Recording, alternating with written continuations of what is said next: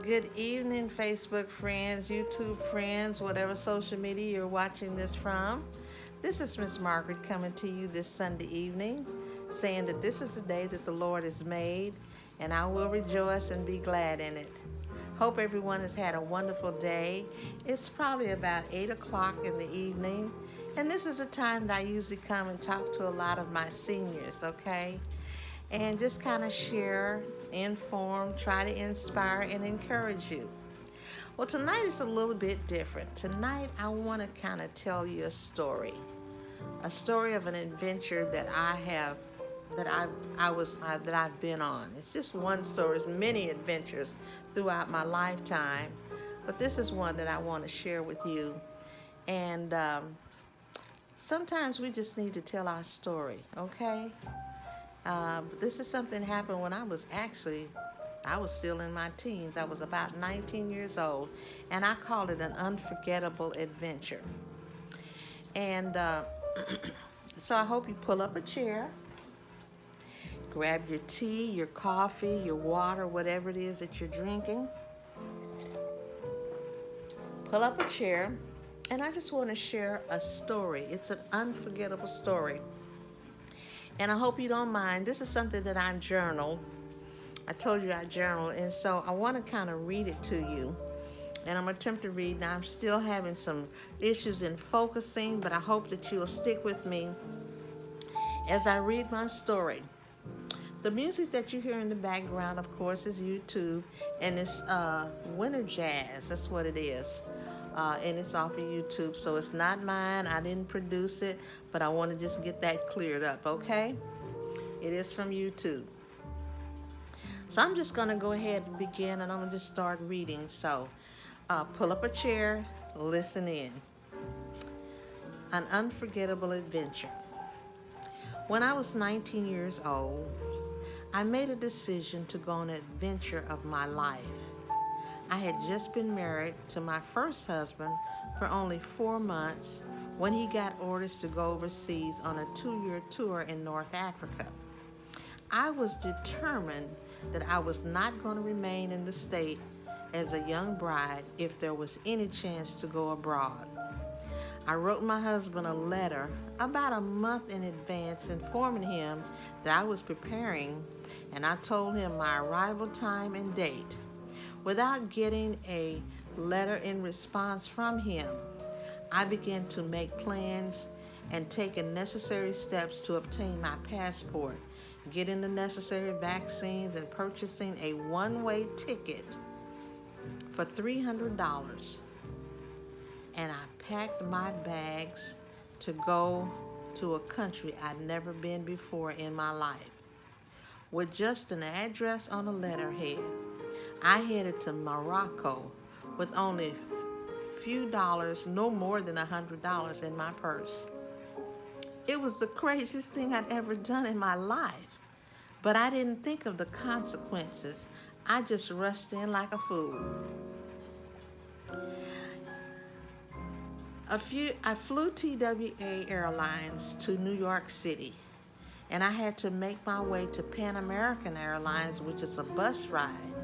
And I had 3 pieces of red Samsonite luggage that I had gotten for graduation. I had never been to New York, and what I experienced in the airport, I never had any desires to go back. People were rude. I remember sitting waiting, and there was a guy who appeared to have had a heart attack, and he fell on the floor, and the people just walked around him like he was a piece of trash. Finally, airport security came and administered CPR. I was scared to move. I was told, hold on to your purse, baby, and to your luggage. My luggage, at that time, without wheels. With my 3-piece luggage and purse and family Bible. Oh, my family Bible, Lord have mercy. And it was one of them big Bibles, y'all know, that you keep on the coffee table. I got on the plane for a long 8-hour trip across the Atlantic Ocean. While on the plane, the captain, after several hours, the captain announced that we would be landing in Lisbon, Portugal, and it would be a 4-hour layover. They would refuel and clean the plane. I had made up in my mind, I'm not getting off of this plane.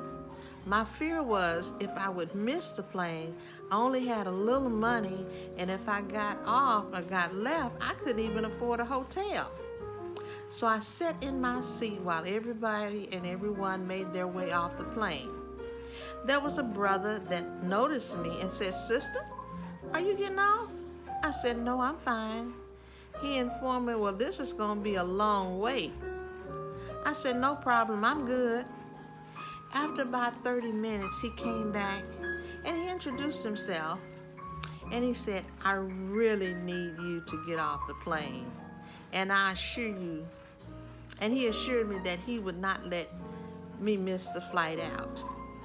I decided to trust him and get off. He told me that he was from California and was working as a civilian on the naval base in Morocco with the electrical team. He was very good looking, tall, black guy, about 24 years old, very polite, and made me feel comfortable and safe. He said, "You're my sister, and I'm not going to let anything happen to you." After 4 hours, sure enough, he came and escorted me back on the plane, and we took off. We arrived in the Rabat International Airport. When I arrived in Rabat, I waited at the airport thinking my husband would be there to meet me, but he never showed. I was informed after several hours of waiting that the airport would be closing for the day, and I was advised to get on a naval bus and travel about 70 miles to the city of Kenitra.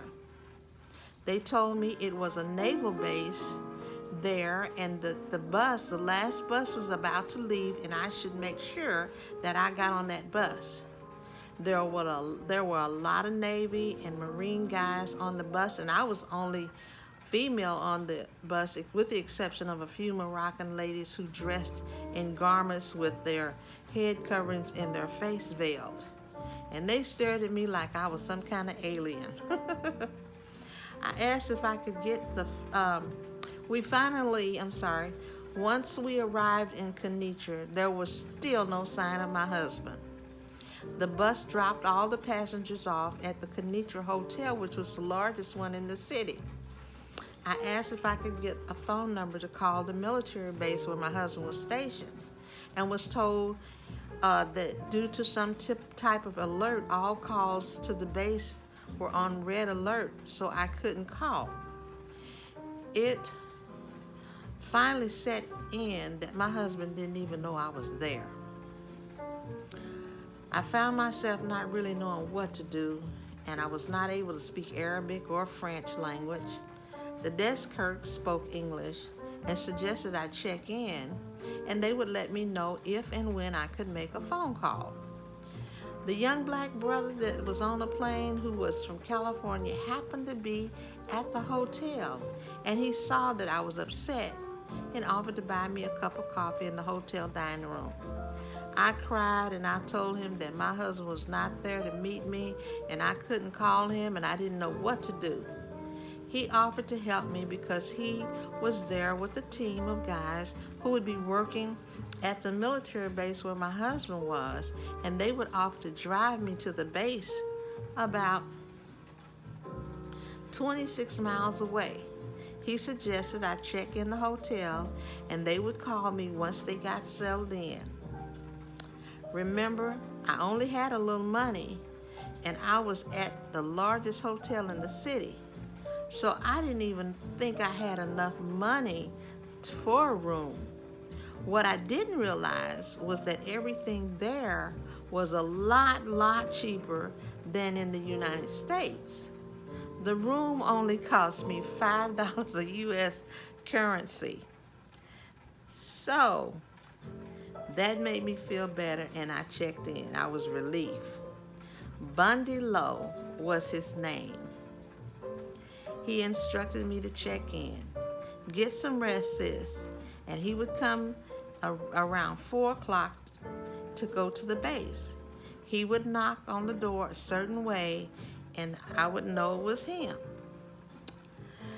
I had lost my sense of time. We arrived at the hotel like 10 in the morning, but it felt like evening. I traveled through international time zones. I didn't know north, south, east, west. My sense of direction and time was completely off. But once I checked into my room, it was a beautiful, large room with a balcony that overlooked the beautiful patio garden of the hotel. I also discovered something that I hadn't noticed in the bathrooms. I had 2 toilet seats. What in the world is this? One I'm pretty familiar with, but this other don't have no water in it, but you got faucets. Do you sit on it? Or do you sit in it? I'm confused. Y'all know that was a banana. A few minutes later, a knock on the door. It was the maid delivering fresh and extra towels. Finally, I lay down and fell asleep when I heard another knock on the door. And it wasn't the signal knock. Who is it? It's Raymond. I opened the door, grabbed him, kissed him, and attempted to tell him what had happened. How in the world did you find me? He said a busload of guys stationed at the base let him know that a young sister was from the States was trying to find him. And they were the guys that were on the bus from Rabat. They told him that I was there staying where I was staying, and so he got a pass to come in town. He explained that the mail coming over there was the mail. He told them where I was staying. They told him where I was staying, and he got a pass to come in. He explained that the mail coming over usually runs sometimes 2 or 3 weeks late, and he would never believe I would come without hearing back from him or responding. I explained to him that I had spent money getting there and I only had less than $100. He was furious. He said, "Girl, you better be glad it's payday weekend." Knock on the door. The signal lock. Oh, it's Bundy. The brother that I had met on the plane, he showed up to take me to the base to find my husband. I explained and I introduced him to my husband, and we became very good friends.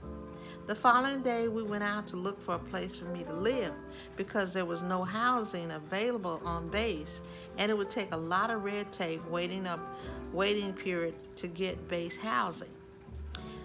The guy, Lowe, that I had met on the plane said he and his team would be living in a French Quarter apartment hotel, and there was a vacancy. So we ended up renting the apartment for about $75 a month. It was furnished and it was clean, and my landlord was a French lady who could not speak English, but I learned to communicate with her for anything that I needed, and I made sure that the rent was paid on time. It was a hotel apartment. Since this was a hotel apartment, it was furnished. Let me see. Okay, since this was, here it goes. It was furnished and it was clean, and my landlord was a French lady who could not speak English, but I learned to communicate with her if I needed something, and I made sure the rent was paid on time. Since this was a hotel apartment, they had Fatimas or maids or housekeepers, and they would come in and they would clean and make my bed every day if I needed it. I was living in a hotel apartment room. In the meantime, my husband had to go back to base, and he only came to town every other weekend. So I had to learn how to get to the nearby naval base where the commissary, medical clinic, library, etc. was. I had to learn how to spend the local currency and how to take a taxi ride or ride the bus around town back and forth to the local base. I never went to the base where my husband was stationed because it was in a secluded location about 26 miles away. I met a couple of wives of Marines who had brought their wives over who lived on base. One of the wives happened to be my husband's superior office, who happened to be black. The other one was married to a sailor stationed with him, and they had 5 kids. So we never really socialized a lot. The guys that lived at the hotel that I was were single except for one, and they had girls who came around at night. They were prostitutes. I became friends with them. They spoke English, and they taught me how to get around town and go to local marketplaces to shop. They taught me how to count the money, how to speak the language well enough to get around and shop. And I lived as a civilian in town because my husband didn't have enough military rank for me to get base housing. We only were there together every other weekend. Therefore, most of the time I was alone with my husband. I did a lot of exploring in town, walking and watching people. I purchased my food and personal hygiene at the commissary. I would go to the Medina, or which was a marketplace, with one of the girls of the night and shop for local products. They had restaurants and cafes served and eating like we eat. They served. They had restaurants, cafes that served Moroccan dishes. The dishes were mainly lamb, fish, and chicken, and couscous, a dish served like we eat potatoes and rice. I learned to make adjustments to the customs of that culture. It was a Muslim country, and the religion was Islam. And they would pray 3 times a day, 6 a.m., noon, and 6 p.m. Someone would climb up in the tower, and you could hear them all over the city. The one thing I missed most of all was getting my hair done. I had a hot comb, and I would have to roll my hair up to get curls, okay? Toya was Sergeant Friday's wife and was the only black lady on the base who could do hair. But I felt uncomfortable around her because I knew that Raymond didn't care for her husband at all. So I only let her do my hair one time and no more. There was a place called the Fleet Club that most of the military guys and their wives' girlfriends would go all the time. It was owned by a black guy who had decided to make Morocco his home. I would go there and get hamburgers and listen to music. When Raymond was in town, he would perform sometimes. Everybody called him Lou for Louis. When he would perform, he would sing Lou Rawls songs and Al Green songs. The hotel apartment where I lived would house bands that would come to town and perform at the club. I remember meeting this group of guys out of Liverpool, London, performing there for about a month. And they knew the Beatles before they became famous. They would rehearse at the hotel, and I would sit in their rehearsals. They smoked marijuana, and I remember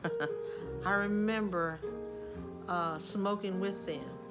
I used to smoke cigarettes, and one time while sitting in their rehearsal, they lit a joint, and that was the first time I got high. I knew Raymond would smoke, but he didn't want me smoking, but everybody was smoked. Side note, I remember getting drunk one time, so drunk that I couldn't remember how I got home. I was living in California, and it was on my birthday. I got so sick. I promised God that I would never allow myself to drink anything or smoke anything that would cause me to be in a state of mind that I wasn't in control of myself. Broken promise I made to God. Forgive me. Go back to my story. Dave Frazier, one of the guys that stayed at the hotel, sent it for his wife and son, and we became best friends.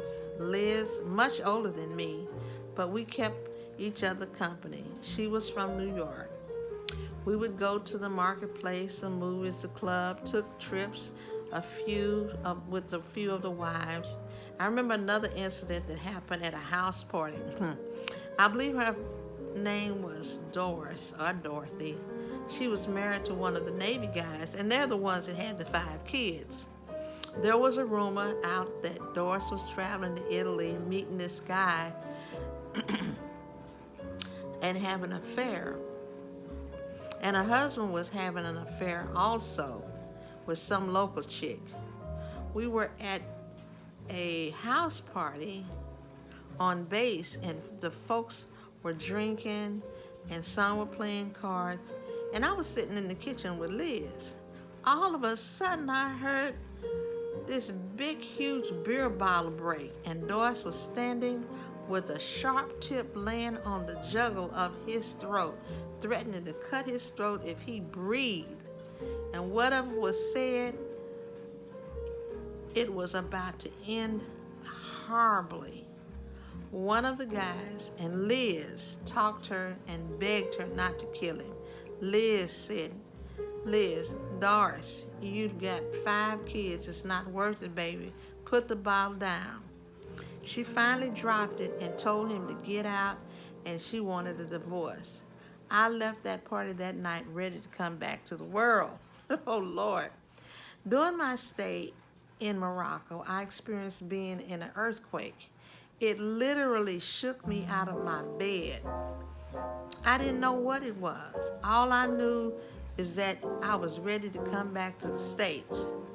One of the sergeant's wives got killed in that earthquake. It was a frightening experience. This was a 6.0 earthquake that I understand could be felt as far as Alaska.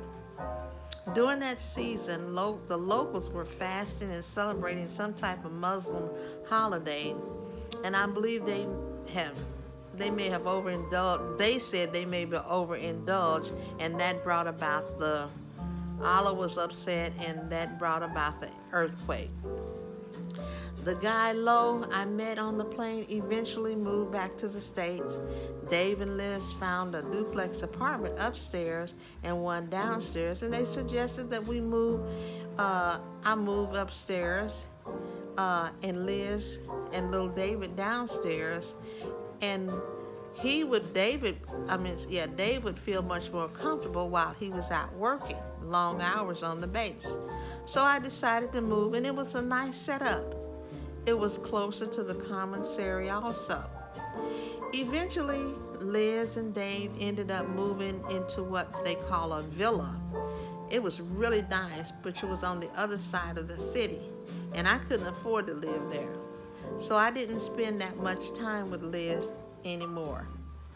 After living there for about 11 months, I got pregnant, and I was sick every day for about 3 months.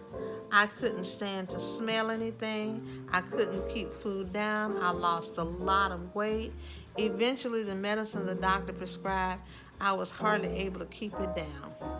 It came time for me to make a decision to move back to the States. I was not allowed to travel internationally after 6 months of pregnancy, so I had to either stay and have my baby there in Morocco or go back to the States. And have my baby. So I felt it would be safer to move back to the United States before the 6 months pregnancy. Learning how to live among people of different culture was truly an unforgettable adventure. Life for me in Morocco was very good for me. I had to grow up. It helped me mature. I also learned that people are not that different, especially when it comes to basic human needs. I learned to appreciate and respect different cultures. It was an amazing, unforgettable experience. And so that's my story. One of my stories, one of the many adventures that I have had in my lifetime. And I just wanted to kind of share that with you.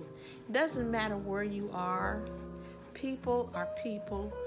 They have the same basic needs. Even though there may be a language barrier, even though there may be some culture differences, the most basic human needs, people want to be seen, people want to be heard, people want to feel significant. And I found that there in a country and amongst people of different classes, people that a lot of folks would even reject. But I hung around with the prostitutes, not doing what they were doing, but they helped me in that time. God set it up where Bundy happened to be there as kind of like a big brother who protected me. And I was, it was just one of those experiences I'll never forget. I'll never forget. And so I just want to say, maybe you ought to share your stories. There's things that maybe you could pass on to your family. Tell your story. Things that you've experienced that's unforgettable. I took a chance. It was dumb. I mean, I would probably never do that now. But when fools rush in, where wise men never tread.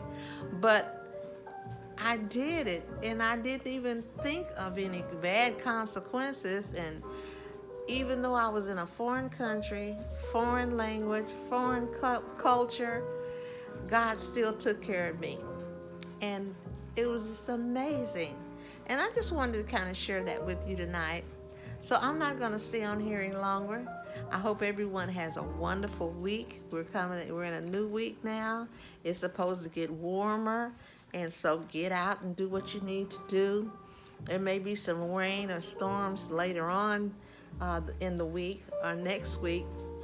So get out and do what you need to do this week. Hope everyone have a blessed, prosperous, productive week. Do something good for yourself. Do something good for someone else. Until next time. Bye-bye.